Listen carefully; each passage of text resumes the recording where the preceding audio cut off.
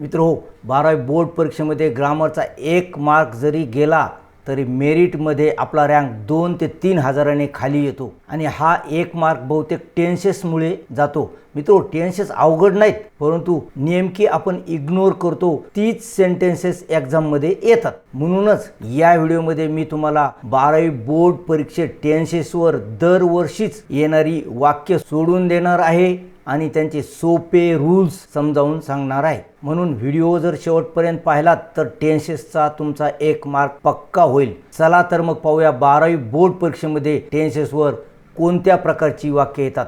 मित्रहो, नमस्कार, मी डॉक्टर नारायण बिडवे। मित्रहो, 12वी बोर्डच्या परीक्षेमध्ये टेन्सेसवर आयडेंटिफाय द टेन्स अशा प्रकारचा एक प्रश्न येतो, ज्यामध्ये तुम्हाला सिंपल पास्ट टेन्स किंवा सिंपल प्रेझेंट टेन्स असलेली वाक्य ओळखावी लागतात। आतापर्यंत परीक्षेमध्ये या 2 टेन्सेसचीच वाक्य ओळखण्यासाठी आलेली आहेत।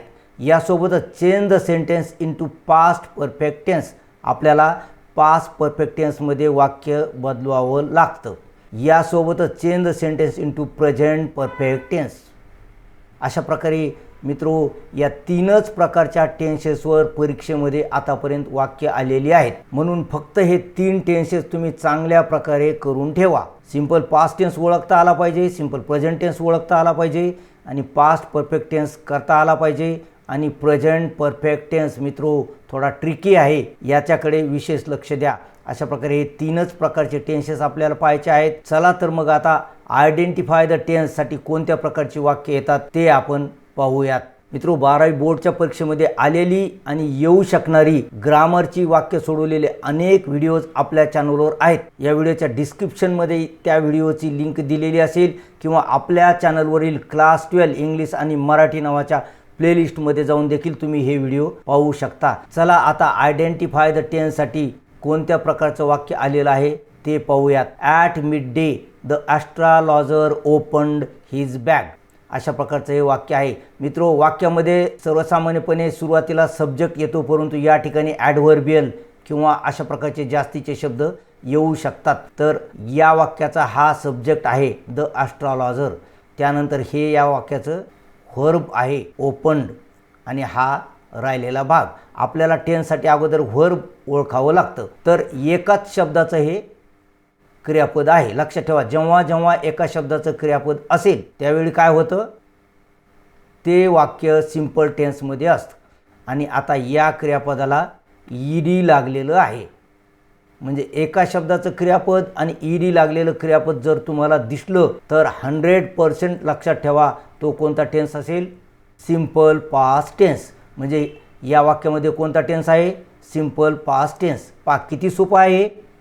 चला पुढचं वाक्य पाहूया। द ॲस्ट्रॉलॉजर हा या वाक्याचा सब्जेक्ट आहे। सॅट हे या वाक्याचं व्हर्ब आहे।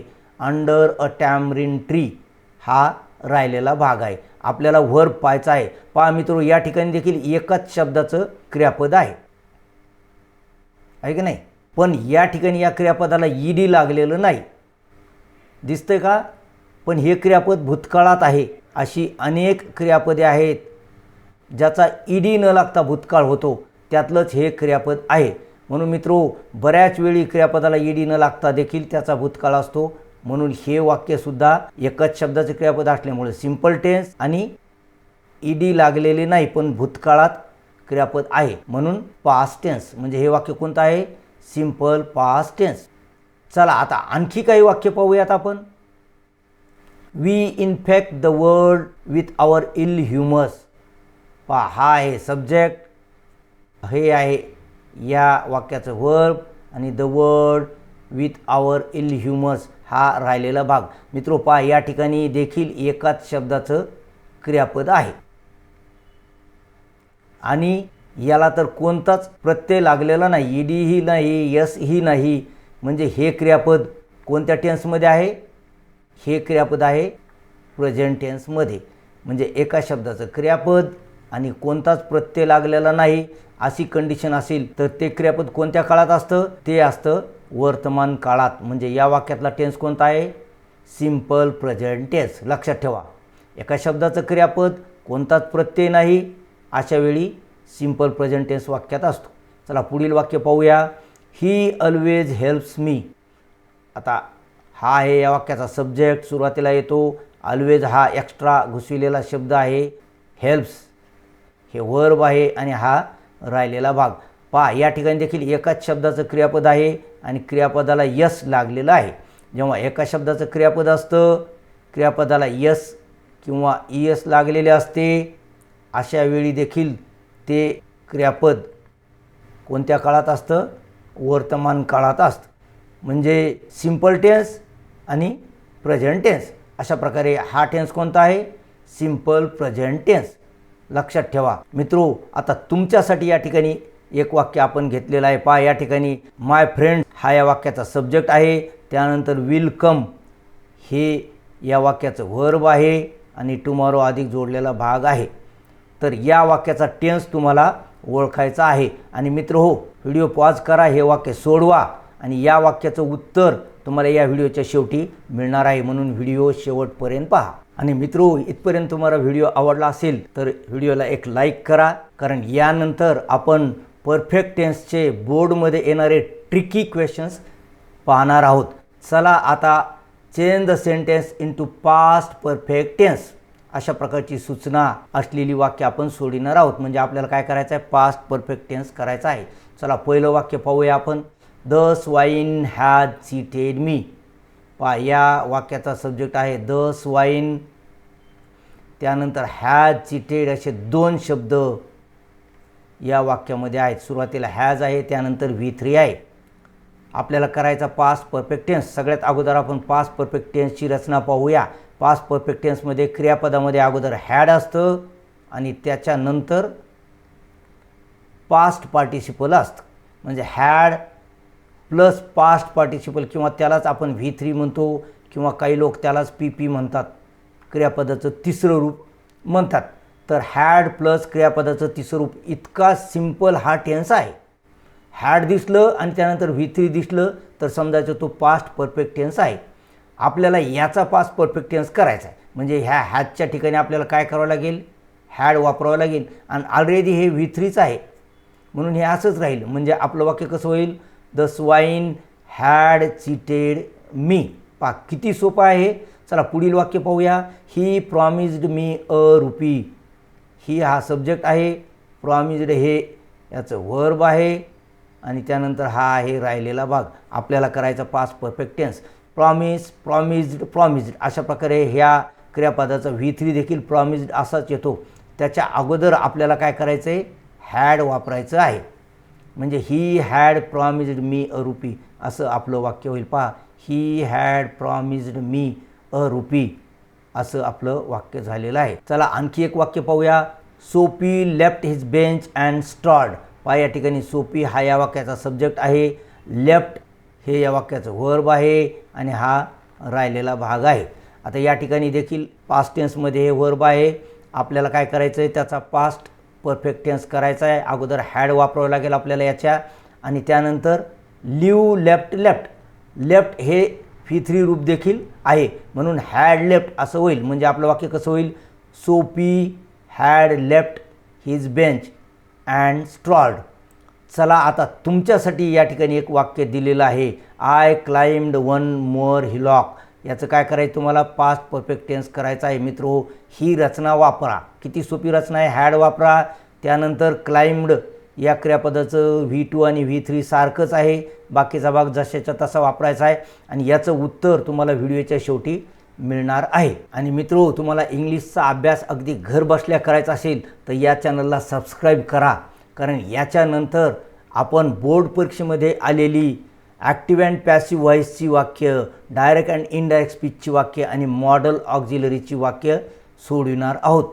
चला आता आपण प्रेझेंट परफेक्ट टेन्सची वाक्य कशी सोडवायची ते पाहूयात. चला पहिलं वाक्य पाहूयात. I turn back to spot the sun. अशा प्रकारचं वाक्य आहे. हा आहे सब्जेक्ट, टर्न आहे वर्ब आणि back to spot the sun हा राहिलेला भाग आहे. तर आपल्याला काय करायचं? Present perfect tense. Present perfect टेन्समध्ये पहा आता दोन शब्द आलेले आहेत. पहा, हॅव वापरावं लागेल किंवा हॅज वापरावं लागेल. तर हॅव वापरायचं की हॅज वापरायचं हा मोठा प्रश्न असतो. म्हणून काय नियम आहे त्यासाठी? अन्य कर्ते असल्यास हॅव वापरावे. पहा लक्षात ठेवा, अन्य कर्ते असल्यास आपल्याला काय वापरायचं आहे? हॅव वापरायचं आहे. पण हे अन्य कर्ते म्हणजे कोणते कर्ते? तर आय, वी, यू, दे आणि प्लुरल सब्जेक्ट्स. पहा या ठिकाणी फक्त आय हे सिंग्युलर आहे, बाकी सगळेच्या सगळे प्लुरल सब्जेक्ट्स आहेत. आय आणि प्लुरल सब्जेक्ट्स असं तुम्ही म्हणू शकता. आल्यास काय करायचं आहे आपल्याला? हॅव वापरायचं आहे अगोदर आणि त्याच्यानंतर पास्ट पार्टिसिपल वापरायचं आहे. म्हणून लक्षात ठेवा, हे अन्य कर्ते आहेत आय आणि बाकीचे सगळे प्लुरल सब्जेक्ट्स. म्हणजे हे वाक्य आपलं कसं होईल? आय, त्यानंतर हॅव आणि त्यानंतर टर्नचं V3 टर्न्ड असं आहे. I have turned, I have turned back to spot the sun. अशा प्रकारे हे वाक्य आपण केलेलं आहे. चला आणखी एक वाक्य पाहूया.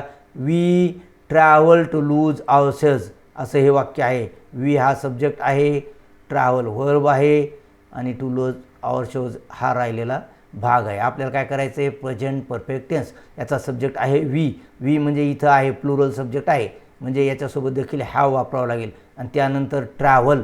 मित्रो, ट्रॅव्हल, ट्रॅव्हल्ड आणि ट्रॅव्हल्ड अशा प्रकारे ईडी याला लागतं, परंतु लक्षात ठेवा या एलचं डबल एल होतं. म्हणून हे वाक्य कसं होईल? We have travelled to lose ourselves. लक्षात ठेवा, ट्रॅव्हलचं ट्रॅव्हल्ड, हॅव आणि ट्रॅव्हल्ड. पास्ट पार्टिसिपल काय आहे? ट्रॅव्हल्ड. ईडी याला लागलेलं आहे आणि डबल एल देखील आलेलं आहे. चला प्रेझेंट परफेक्ट टेन्सची आणखी काही वाक्य आपण पाहूयात. She faced herself straight in to the glass.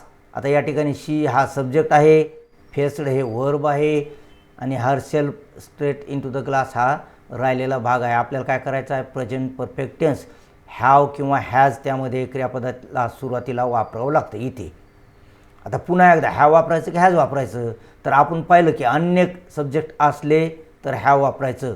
मग हॅज कधी वापरायचं? तर पहा, Ram, table, he, she, it सारखे कर्ते असल्यास हॅज वापरावं. मित्र, हे कोणते कर्ते आहेत? या कर्त्यांना थर्ड पर्सन सिंग्युलर कर्ते म्हणतात. थर्ड पर्सन सिंग्युलर हे लक्षात ठेवा. म्हणजे थर्ड पर्सन आणि सिंग्युलर कर्ते असले की आपण अगोदर हॅज वापरायचं आहे आणि त्यानंतर पास्ट पार्टिसिपल वापरायचं आहे. लक्षात ठेवा, परफेक्ट टेन्सची रचनाच आहे हॅव किंवा हॅज किंवा हॅड आणि त्यानंतर पास्ट पार्टिसिपल. तर इथे आपल्याला काय वापरावं लागेल? हॅज वापरावं लागेल. सी हॅज आणि फेस्ड हे V3 म्हणून देखील येतं.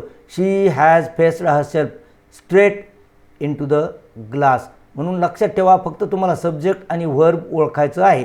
तर व्हर्ब ओळखायचं, व्हर्बला ईडी लागलेला असेल किंवा यस लागलेला असेल किंवा कोणताही प्रत्यय लागलेला नसेल आणि सब्जेक्टच्या नंतर ते येतं. दुसरे शब्द त्याच्या अगोदर येऊ शकतात, परंतु बहुतेक ते सब्जेक्टच्या नंतर येतं. चला आता तुमच्यासाठी एक वाक्य आहे.